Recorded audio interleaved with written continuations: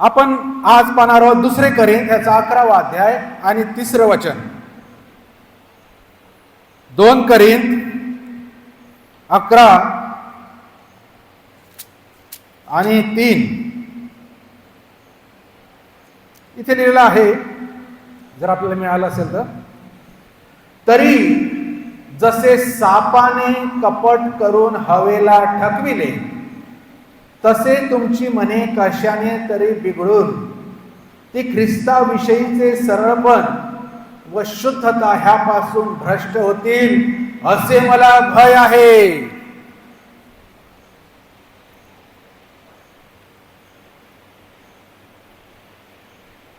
सापाने कपट केलं असं लिहिलं आहे आणि हवेला फसवलं, आणि म्हणून तुमची मने कशाने तरी बिघडून ख्रिस्ताविषयीची सरळपणा आणि शुद्धता यापासून भ्रष्ट होईल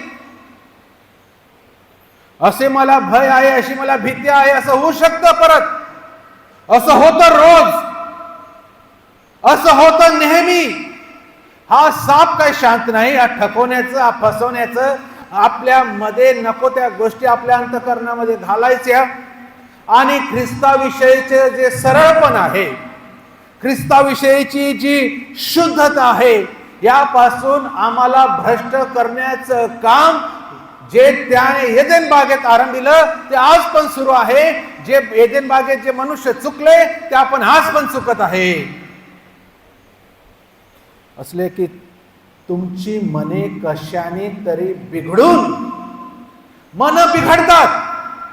मन तो सैतान त्यामध्ये अहंकार टाकतो, सैतान त्यामध्ये गर्व टाकतो, सैतान त्यामध्ये क्रोध टाकतो, सैतान त्यामध्ये वैर टाकतो, आणि सर्व नकारात्मक ज्या गोष्टी आपण मागच्या वेळेस पाहिल्या त्या सर्व हा सैतान आमच्यामध्ये घालून आमची मन बिघडवतो आणि ख्रिस्ताची सरळता, ख्रिस्ताची शुद्धता यापासून आम्हाला दूर नेतो.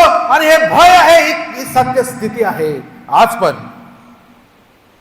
आणि म्हणून कलसेकरास पत्र याचा 2रा अध्याय आणि त्याच्या 18व्या वचनामध्ये लिहिलेलं आहे, खोट्या नम्रतेने प्रसन्न होऊन तुम्हापैकी कोणी तुमच्या बक्षिसाला मुकवू नका. खोट्या नम्रतेने प्रसन्न होऊन, मी नम्र आहे, मी धार्मिक आहे, मी तसा नाही, मी असा नाही, मी नम्र आहे. ही खोटी नम्रता सैतान आम्हाला आमच्यामध्ये आम्हाला प्रसन्न करतो, म्हणजे आम्ही आतल्यात खुश होतो. मी तसा नाही, मी तसा नाही म्हणजे मी त्याच्यापेक्षा चांगला आहे, आणि मी प्रसन्न होतो, मी आनंदित होतो, मला गुदगुल्या होतात, आध्यात्मिक गुदगुल्या, मला छान वाटतं. आम्ही मागच्या वेळेस उदाहरण पाहिलं, त्या परुषी जकातदार दोघं मंदिरात गेले प्रार्थना करायला. तो म्हणतो, मी ह्याच्यासारखा व्यभिचारी, ह्याच्यासारखा पापी मी नाही, मी आठवड्यातून 2दा उपवास करतो, मी हे करतो, मी ते करतो, मी असा नाही. तो जकातदार वर पाहत नाही देवाकडे, त्याला भय आहे देवाचं. तो फक्त म्हणतो, देवा माझ्या पाप्यावर दया कर. समाजात पाहिलं का परुषी ग्रेट आहे, दान धर्म करणारा आहे, मुख्य आहे, त्याचं एक स्टेटस आहे. दुसऱ्या बाजूला पाहिलं एक पापी आहे, ज्याच्यावर आरोप करण्यात येत आहे. पण जेव्हा देव बघतो, त्याचं बघणं मनुष्यासारखं नाही, आणि जो नम्र आहे देव त्याला नेहमी निवडतो, मग तो किती पापी असेल. आणि स्वधार्मिक किती चांगला असेल, देवाची ती निवड असू शकत नाही. देवाचं निवड एकच गोष्टीवर अवलंबून आहे, आणि देवाची निवड एकच गोष्टीवर अवलंबून आहे, आणि ती म्हणजे नम्रता, फक्त नम्रता. त्याला गर्व आला म्हणून त्याला फेकलं त्या स्वर्गातून खाली, हेच कारण. तो नम्र आज पण नाही, आज मी नम्र नाही, आज मी झुकत नाही. आणि म्हणून कलसेकरास पत्रात दिला आहे, खोट्या नम्रतेने प्रसन्न होऊन तुमच्यापैकी कोणी तुमच्या बक्षिसास मुकू नका. जे बक्षीस मला देणार आहे देव, त्या बक्षिसाला मुकू नका, चुकू नका. खोटी नम्रता धारण करू नका. चेक करावं लागेल मी खरंच नम्र आहे का, चेक करावं लागेल मी खरंच सौम्य आहे का, चेक करावं लागेल मी खरंच लीन आहे का, दीन आहे का.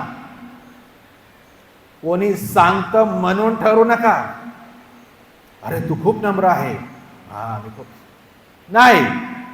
मला स्वतःला चेक करावं लागेल. आणि म्हणून असे पुष्कळ लोकांनी स्वतःविषयी समज केला आहे, मी धार्मिक आहे म्हणजे मी नम्र आहे, मी मोठ्या प्रार्थना करतो म्हणजे मी नम्र आहे, मी गीत गातो म्हणजे मी नम्र आहे, मी वाद्य वाजवतो म्हणजे मी नम्र आहे, मी हे करतो मी नम्र आहे, मी पंच आहे मग मी नम्र आहे.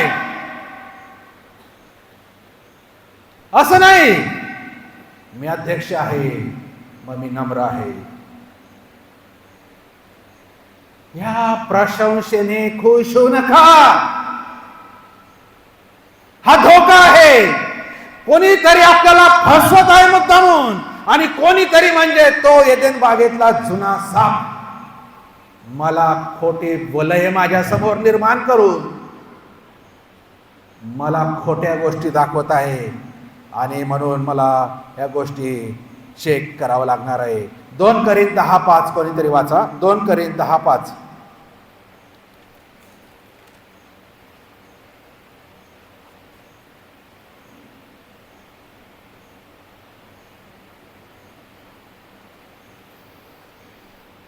ह्याची पार्श्वभूमी आपण पाहिली. 2 Corinth 10:5 मधील आहे, तर्क वितर्क व देवविषयी ज्ञानाविरुद्ध उंच उभारलेले असे सर्व काही पाडून टाकून आम्ही प्रत्येक कल्पना अंकित करून तिला ख्रिस्तापुढे मान वाकविण्यास लावतो. ख्रिस्तापुढे मान वाकविण्यास लावणे. ख्रिस्तासमोर ताट मान घेऊ शकत नाही. ख्रिस्तासमोर आलं आम्हाला झुकावंच लागेल, आम्हाला वाकावंच लागेल. आम्ही बघतो नम्रता, एका बाजूने ज्याला गर्व आहे, अहंकार होता, त्याला देवाच्या समान व्हावं असं वाटत होतं, देवापेक्षा उंच त्याला जावं वाटत होतं, आणि त्याने 1/3 त्याचे जोडीदार घेऊन, मी मागे म्हटलं त्या देवदूतांना त्यांनी कसं फसवलं असेल. तुला खजिनदार बनवतो, तुला सेक्रेटरी बनवतो, तुला अध्यक्ष बनवतो, तुला लीडर बनवतो, तुला हे बनवतो म्हणून त्यांची फसवणूक केली असेल, आणि त्यांनाही आपल्या आपल्या बाजूने केलं असेल, आणि देवाविरुद्ध बंड केलं असेल, आणि देवाने त्याला खाली टाकलं. दुसऱ्या बाजूला देवाचा पुत्र, एका बाजूला लुसिफर ज्याला देवाने बनवलं, त्याला गर्व आहे. दुसऱ्या बाजूला येशू देवाचा पुत्र आहे. दुसऱ्या बाजूला येशू राजांचा राजा आहे. दुसऱ्या बाजूला येशू ज्याने आम्हाला घडविलेलं आहे. दोघांमध्ये फरक बघा, दोघांमध्ये फरक बघा. योहान 6:38 मध्ये लिहिलं आहे, योहान 6:38 मध्ये लिहिलं आहे, कारण मी स्वतःच्या इच्छेप्रमाणे नव्हे तर ज्याने मला पाठविले त्याच्या इच्छेप्रमाणे करावे म्हणून स्वर्गातून उतरलेला आहे. येशू म्हणतो. सैतान म्हणतो मला उंच व्हायचं आहे, येशू म्हणतो मी उतरलेला आहे. सैतान म्हणतो मला वर जायचं आहे, येशू म्हणतो मला खाली जायचं आहे. आणि येशू म्हणतो जो देवा समान आहे, देवाचा पुत्र आहे, तो म्हणतो कारण मी स्वतःच्या इच्छेप्रमाणे नव्हे तर ज्याने मला पाठविले त्याच्या इच्छेप्रमाणे करावे म्हणून स्वर्गातून उतरलेला. काय स्टेटमेंट आहे दोघांच्या. एकाकडे सगळे अधिकार आहे, एकाकडे तारे त्याच्या हाताखाली आहे, हातात आहे. तो म्हणतो माझी इच्छा नाही, तो म्हणतो माझी इच्छा नाही, ज्याने मला पाठविले त्याची इच्छा करायला मी खाली आलेलो आहे. दुसऱ्या बाजूला ज्याला घडविलेले आहे, ज्याला बनवलेलं आहे, तो देवा समान होण्याच्या इच्छा बाळगत आहे. गर्व बघा, म्हणून म्हटलं गर्वापेक्षा मोठं पातक नाही, कोणतंच पातक नाही गर्वापेक्षा मोठं. कारण गर्विष्ठ व्यक्तीला कळत नाही की त्याला गर्व आहे, म्हणून फार फार घातक अशी गोष्ट आहे. आणि येशू म्हणतो मी खाली उतरलेलो आहे देवाची इच्छा पूर्ण करायला. प्रकटीकरणाचं पुस्तक 21वा अध्याय आणि त्याच्या 2ऱ्या वचनात लिहिलेलं आहे, देवापासून स्वर्गातून उतरताना पाहिले नवीन यरूशलेम, परमेश्वराची जयवंत मंडळी देवापासून स्वर्गातून खाली उतरताना पाहिली. खाली येशू खाली उतरला, मंडळी खाली उतरताना पाहिलेली आहे. गर्विष्ठ अहंकारी व्यक्ती वर, स्वतःला वर, देवा समान मला पाहिजे, मी माझी अशी लायकी, माझं क्वालिफिकेशन असं आहे, माझी स्टेटस असं आहे, मी असं आहे. फरक बघा. आणि मग प्रकटीकरणाचं पुस्तक 4था अध्याय 1ल्या वचनात लिहिलं आहे, स्वर्गातून परमेश्वराची आहे तुतारीला आहे म्हणताना ऐकतील, इकडे वर आहे. स्वर्गातून खाली नवीन यरूशलेम उतरताना पाहिली असताना दुसरी वाणी आली, इकडे वर आहे. जो खाली उतरतो त्याला देव म्हणतो इकडे वर आहे. जो स्वतःला वर करायला जातो देव त्याला धुळीत आपटतो.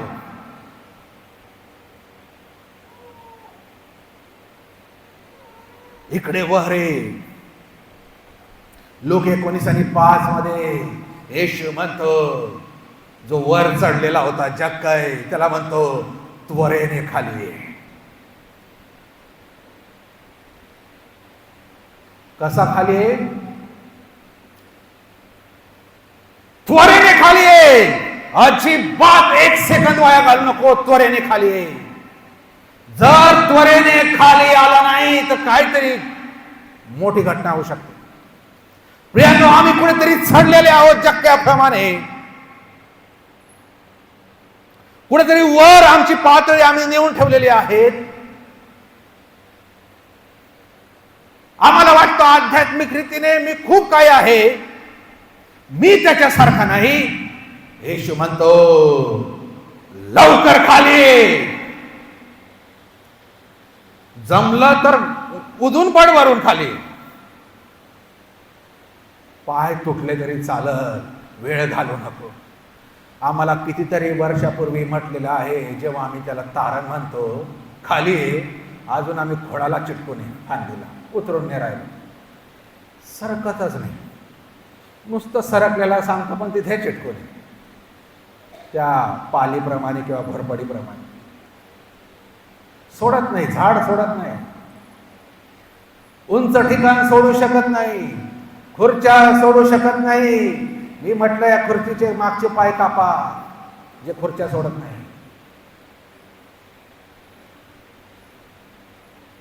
पाय तुटले चालल, त्वरेने खाली.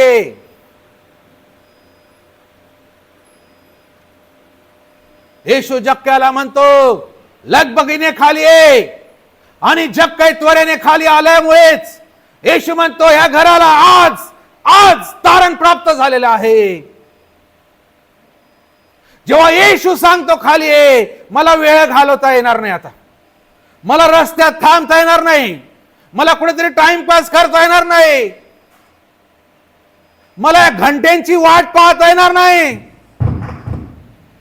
आता पहिलीच वाजली हो, मग दुसरीच वाजली, मग तिसरीला जाऊ. म्हणून हे चर्च सेलिंगपूर एकमेव चर्च आहे. 8:30चा टाइम आहे, पण आम्ही 8ला सुरू करतो. वेळ कोणाला आहे? येशूला भेटायला टाइमपास करत त्याच्या आराधनेला येता कामा नये. येशू जक्क्याला म्हणतो त्वरेने खाली ये. या घंट्या माझ्यासाठी नाही, हे घड्याळ माझ्यासाठी नाही. माझा येशू, त्याचं प्रेम मला इथे खेचून आणत आहे. मला त्वरेने खाली यावं लागेल. आणि मग येशू देव म्हणे इकडे वरे वरे. आणि जेव्हा देव वर करेल, कोणा ताकद नाही मला पाडायची. पण जेव्हा मी स्वतःला वर करेल, मोठा धोका आहे. कोणत्याही वेळेत मी आपटला जाणार नाही. निर्णय आपल्याला घ्यायचा आहे. जे नम्र लोक असतात ते कधी ठेच खात नाही आणि ते कधी दुःखित होत नाही. कारण त्यांचं मन कोणत्याही कटुतेने, कोणत्याही मत्सराने, कोणत्याही द्वेषाने भरलेलं नसतं. असं लिहिलं, येशू एवढ्या खाली आला की अजून खाली जायला जागा नव्हती. डायरेक्ट स्वर्गातून त्या गोठ्यामध्ये हो. कोण विचार करेल? त्याला अजून खाली जायला जागा नव्हती. आणि म्हणून जे नम्र असतात, येशूवर थुकले, येशूचा द्वेष केला, येशूला किंवा मारायला बाहेर काढलं, त्याला दगड मारायला काढले, त्याचे हालहाल केले, येशू शांत. कारण येशूच्या मनात कपट नाही, गर्व नाही, अहंकार नाही. तो म्हणू शका, मी तर देवाचा पुत्र आहे, मी तर राजा आहे, असं कोणतंच त्याने बाळगलं नाही. आणि म्हणून त्याला का नाही तो फेस करू शकला या गोष्टींना? कारण त्याचं अंतःकरण नम्र होतं. इर्मयाचं पुस्तक 50वा अध्याय आणि त्याचं 32व वचन कोणीतरी वाचा. इर्मया 50 आणि 32.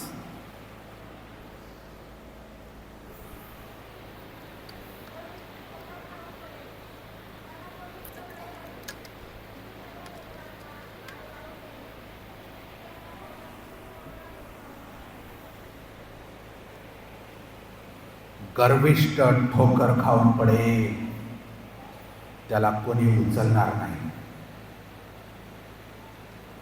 गर्विष्ठ ठोकर खाऊन पडेल, ज्याच्यामध्ये गर्व आहे तो पडणार आहे, आणि असा पडणार की कोणी उचलणार नाही.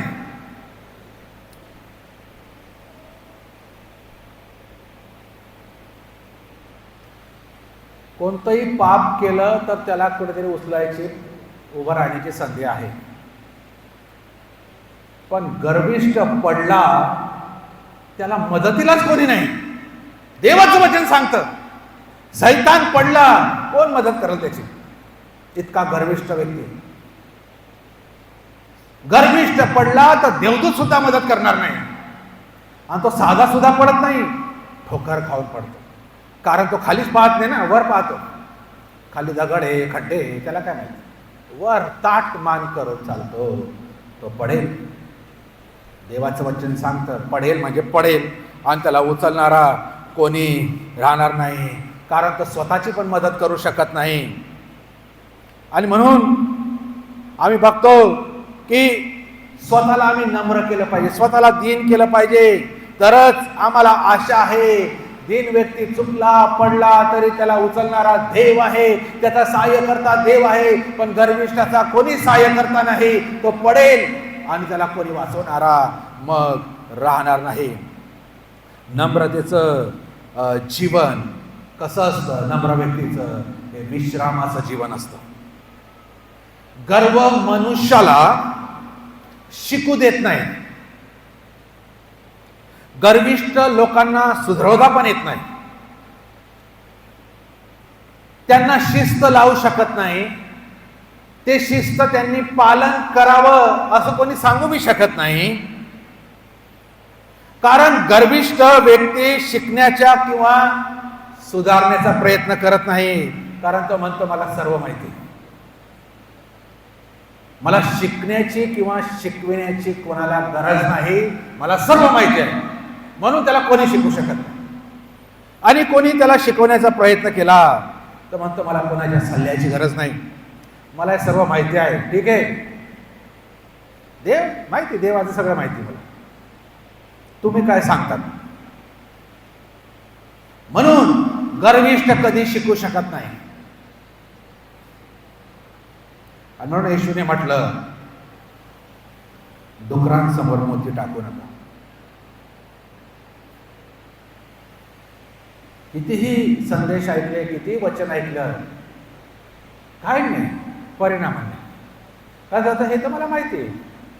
उधळ्या पुत्रा, बापरे मला माहिती आहे.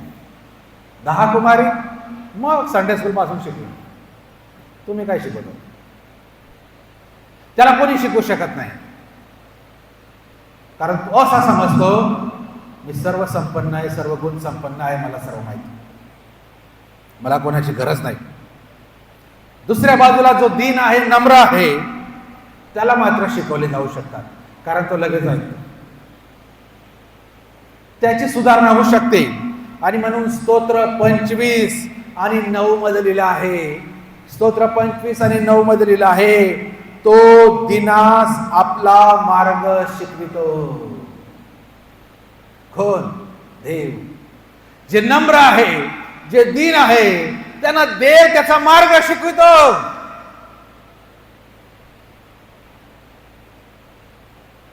किती चांगली गोष्ट आहे, स्वतः देव शिकवितो. आमच्यासाठी देव त्याचं कार्य करतो. मनुष्य चुकतोच, पण त्याला शिकवण्याची गरज असते, त्याला परत मार्ग दाखवण्याची गरज असते. जी गर्विष्ठाला त्याची गरज वाटत नाही असं त्याला वाटतं, पण जे नम्र असतात ते म्हणतात, अरे हा माझ्याकडून चूक झाली, ठीक आहे देवा मला तुझा मार्ग दाखव. देव त्याचा मार्ग दाखवतात आणि परत दीन नम्र लोक परत त्या मार्गावर चालायला तयार होतात. लगेच जग काय त्वरेने खाली उतरला, लगेच.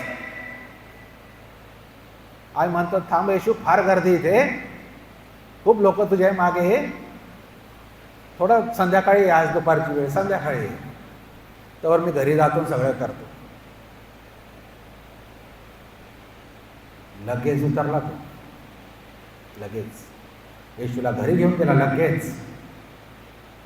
वेळ घालवली नाही त्याने, म्हणून त्याचं नाव आज आम्हाला माहिती आहे त्याच्या कृतीमुळे. एक वेळेस त्याचं नाव बदनाम होतं, आज त्याचं नाव सर्वांसाठी उदाहरण आहे. जे केलं, शेवट फार महत्वाचा आहे. आपण आयुष्यभर चुकलो असल, पडलो असल, पण जेव्हा शेवट येतो ना, हुशार माणूस तो लगेच समजून घेतो, आता पुढे संधी मिळती नाही मिळती, हाच वेळ आहे, आता साधून घ्या. दिनास तो त्याचा मार्ग शिकवितो. प्रियांनो, दीन होऊया, नम्र होऊया. आणि बघा, येशूकडून आपण उदाहरण घेतलं पाहिजे. या पृथ्वीवर येशू होता 3.5 वर्ष. त्याच्या सेवा कार्याला सुरुवात केल्यानंतर त्याने पुष्कळ वेळा परमेश्वराविषयी सांगितलं. पिता माझा महान आहे, पिता माझा असा आहे, पिता माझा तसा आहे. त्याने स्वतःविषयी काय नाही बोलला. एकदा बोलला येशू स्वतःविषयी. माहिती काय बोलला? एकदा स्वतःविषयी त्यांनी स्टेटमेंट दिलं. एकदा वाचा, मत्तई 11 आणि 29 आम्हाला वाचायला पाहिजे. स्वतःविषयी येशू काय बोलला? मत्तई 11 आणि त्याचं 29 वचन काय बोलतो येशू स्वतःविषयी? जो मी मनाचा सौम्य व लीन आहे, त्या माझे जो आपणावर घ्या व माझ्यापासून शिका, म्हणजे तुमच्या जीवास विसावा मिळेल. येशू स्वतःविषयी काय म्हणतो? मी कोण आहे? मी खूप काही मोठा आहे असं म्हणतो. मी स्वर्गातून उतरलेला आहे असं या ठिकाणी म्हणतो स्वतःविषयी बोलताना. मी तर कोणते चमत्कार करू शकतो. माझ्या प्रार्थना, मी प्रार्थना केली बरे होईल, मी प्रार्थना केली बरे होईल, मी तेल लावलं बरेच होईल असं म्हणतो का येशू? मी आज्ञा केली तर भूत पळतील. तो काय म्हणतो? येशू म्हणतो स्वतःविषयी म्हणताना, मी जो मनाचा सौम्य आणि लीन आहे. काय स्टेटमेंट आहे, काय उद्गार आहे? मी नम्र आहे येशू म्हणतो.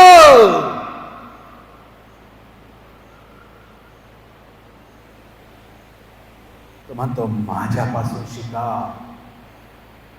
माझ्यापासून शिका, म्हणजे तुमच्या जीवास विसावा किंवा विश्रांती मिळेल.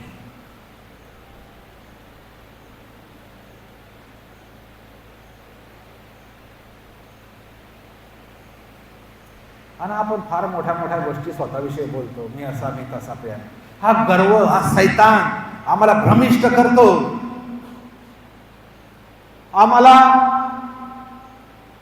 आमच्यापासून सत्य लपवतो, आमच्या सभोवती असं वलय निर्माण करतो की तूच आहे तर तूच देवाचा प्रिय, बाकी कोणी नाही जगात. येशू म्हणतो, मी जो मनाचा सौम्य आणि लीन आहे, माझ्यापासून शिका.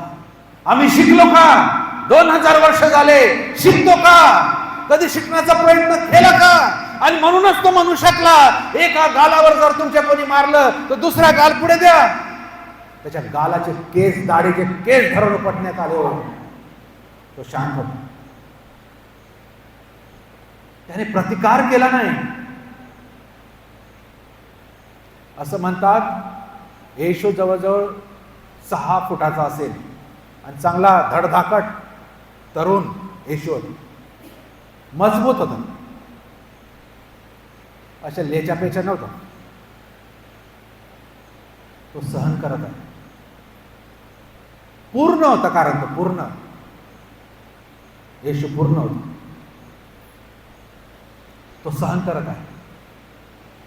सर्वात मोठी ताकद आम्हाला वाटतं गर्वात आहे, पण सर्वात मोठी ताकद नम्रतेत आहे जगातली. माझ्यात शक्ती आहे समोरच्याचे दात पाडायची, तरी मी शांत आहे, ह्याच्यापेक्षा मोठी शक्ती नाही. येशूने नुसतं त्या पिलातासमोर बोलला असताना, देवा नुसते 2-3 देवदूत पाठव, पिलात कुठे पळाला असता पिछाना घेऊन, आम्हाला अजून सापडला.